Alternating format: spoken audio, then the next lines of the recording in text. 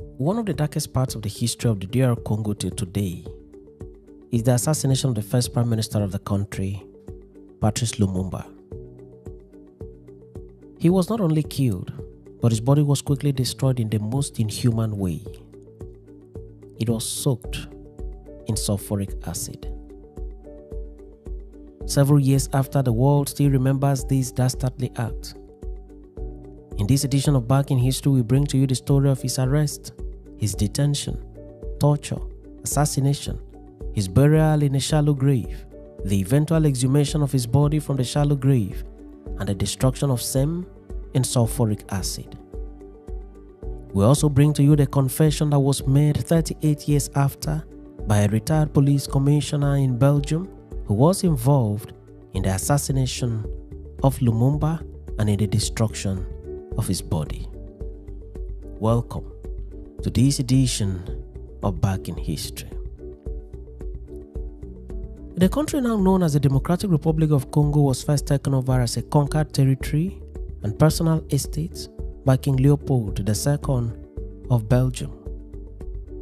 For more than 23 years, King Leopold took absolute charge of the Congo and harnessed its natural resources non-stop. He had zero tolerance to opposition.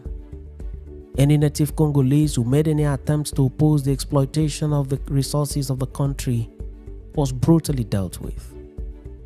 Some were killed, and some had their vital body parts, such as hands and legs, severed.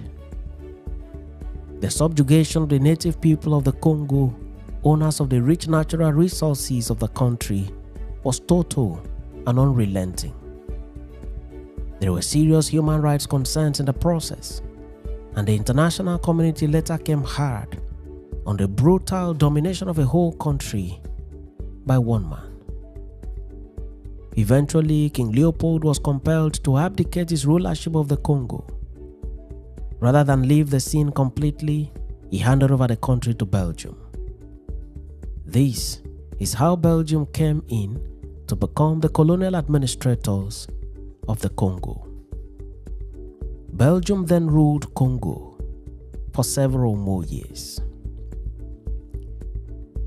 Later in their history, some courageous native people of the Congo began to agitate for independence. One of the leading voices for the grant of independence to the Congo was Patrice Lumumba. Lumumba suffered arrest and detention for daring to call for independence, but he forged on, and eventually Congo was granted independence and Patrice Lumumba became its first prime minister. There was joy, there was jubilation, there was hope in the horizon, and everything looked bright for the new independent country of Congo. But in no time, Patrice Lumumba's government came under serious opposition from within the country and from outside the country. Some of the disturbances within the country were sponsored from outside. Patrice did his best to calm the situation, but the more he tried, the more the opposition and civil disturbances increased. In no time, a coup was staged by his chief of army staff, Colonel Mobutu Sese Seko, and Lumumba was first placed under house arrest and later arrested and taken to the secessionist section of Congo, the Katanga region, where he was tortured, tied to the tree, shot, and killed. He was killed on 17th January 1961. At this time, Lumumba was only 35 years old. By this action, a dark cloud had encircled around the Congo. Nature was not happy. Several humans were not happy. There were protests everywhere in the Congo and across the world. A man who sacrificed so much for the independence of his country had just been killed in the most brutal manner. It was horrific. It was sad. It was inexplicable. Patrice was hurriedly buried in a shallow grave, and the executioners departed and went to their base.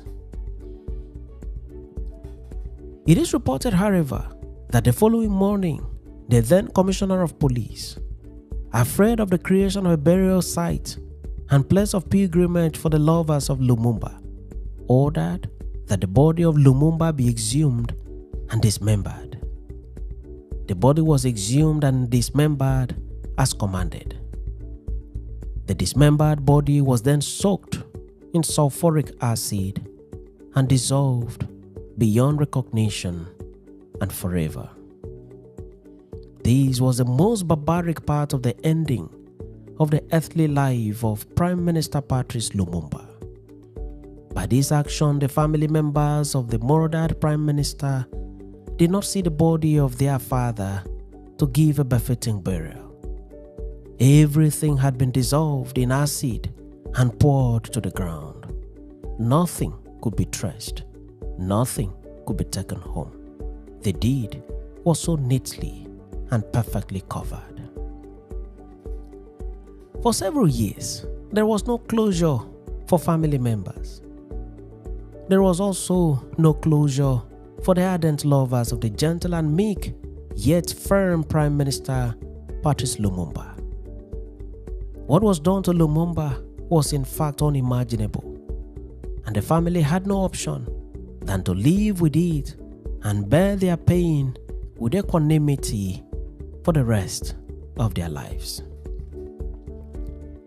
Exactly 38 years after, precisely in 1999, a retired Belgian police commissioner who had worked in the Congo by name Gerard Soet granted an interview to a TV station in Belgium, and on live TV, he made a confession. He told the world that the execution, exhumation and dissolution of Lumumba's body in acid was supervised by him.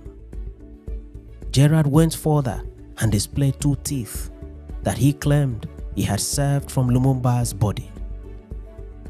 Analysts have said that the teeth could either have been violently removed from his jugular or the teeth were such that could not be dissolved by the acid. This revelation by Soet was shocking to the world. It reminded the world of the gruesome manner in which Patrice Lumumba was eliminated. At this time, Gerard was an old man and nearing his grave, and may have taken the decision to make a confession and expose his well-kept secret before his death. Indeed, he gave the world a clue about what happened to Patrice Lumumba. In 2016, Belgian forces recovered one of the teeth from Gerard's daughter. At that time, her father Gerard, who had preserved the teeth for decades, had passed on. The revelations and the media reportage caused even more pain to the family of Patrice Lumumba. They were reminded of the things they have tried to forget for many years. It was agonizing, painful, and cruel, and something needed to be done.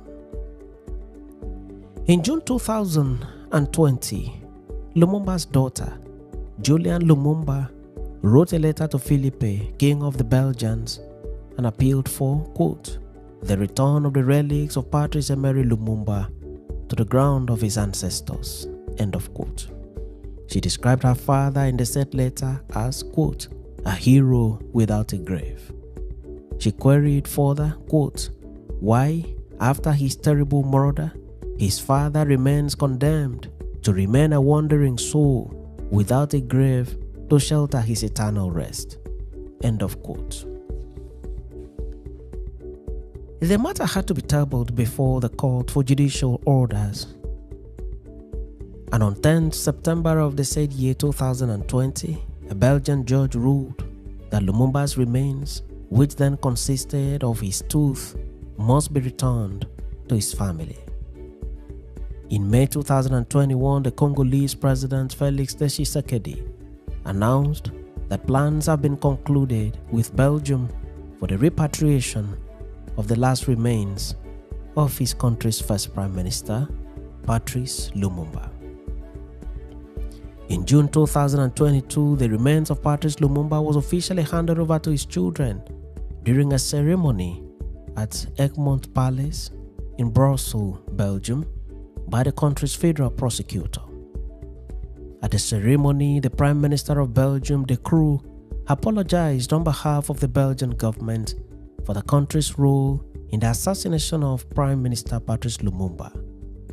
He stated thus, unquote, "For my part, I would like to apologize here in the presence of his family for the way in which the Belgian government influenced the decision to end the life of the country's first Prime Minister." End of quote. Lumumba's only remaining tooth was then put in a full-sized casket, draped in the Congolese national flag for the African diaspora of Belgium to pay their last respect to Lumumba. Lumumba was then flown back in a private jet to his country of birth, Congo, where his remains were interred in Kinshasa, the capital of the country, on Thursday, 23rd June 2022. This brought to an end the long-expected interment of the only remaining body part of Congo's first Prime Minister Patrice Lumumba. At least for once, the family had the satisfaction, albeit painful, that their father, mentor, and hero has a grave to his name. The memory of Prime Minister Patrice Lumumba, his brutal assassination, the destruction of his body in sulfuric acid, the removal of his teeth, the preservation of the teeth in Belgium for many decades, and the eventual return of his only remaining body part for funeral in the Congo, the anguish for family members, and the theater